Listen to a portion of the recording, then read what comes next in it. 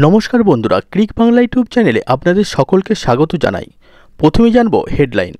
কেকেআরের captain বদলাচ্ছে, আসছে মুম্বাইয়ের এই বড় তারকা, খরচ 25 কোটি টাকা। এবার জানব বিস্তারিত।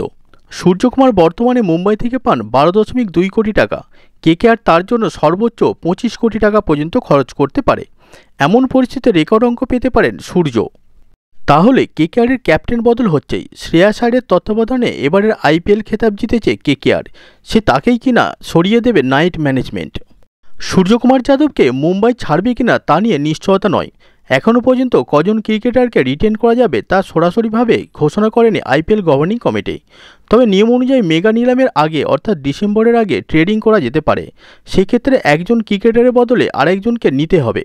সূত্রের খবর, রোহিত সূর্যদের মুম্বাই ছাড়ছে কিনা সেটা প্রথমে দেখতে হবে, কারণ সেই দলে অধিনায়কত্বের দাবিদার রোহিত, সূর্য, বুমরা। গত বছর গুজরাট থেকে হার্দিক পান্ডিয়াকে দলে নিয়ে অধিনায়ক করার পর বিভিন্ন বিতর্কিত খবর সামনে এসেছিল। তবে দেখার শেষ পর্যন্ত মুম্বাই কাকে অধিনায়ক করছে এবং কাদেরকে ধরে রাখছে। তবে জোর জল্পনা, রোহিত সূর্যের মতো ক্রিকেটাররা যদি দল পরিবর্তন করেন সেটা ট্রেডিংয়ের মাধ্যমেই হওয়ার সম্ভাবনা।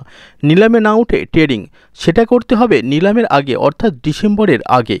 2025 আইপিএলের আগে মেগা অকশন হচ্ছে, তার ইঙ্গিত দিয়েছে বিসিসিআই। অন্তত 6 জন ক্রিকেটারকে রিটেনশনের সিদ্ধান্তে সিলমোহর দিতে পারে বোর্ড, খবর এমনটাই।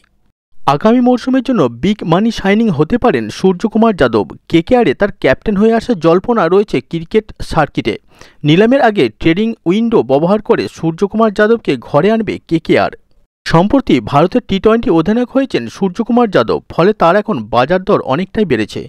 তার মধ্যে হার্দিক পান্ডিয়া মুম্বাইয়ের ক্যাপ্টেন হওয়ার পর থেকে দলের মধ্যে চাপা অসন্তোষ চলছেই। সূর্যকুমার বর্তমানে মুম্বাই থেকে পান 12.2 কোটি টাকা। কেকেআর তার জন্য সর্বোচ্চ 25 কোটি টাকা পর্যন্ত খরচ করতে পারে বলে খবর।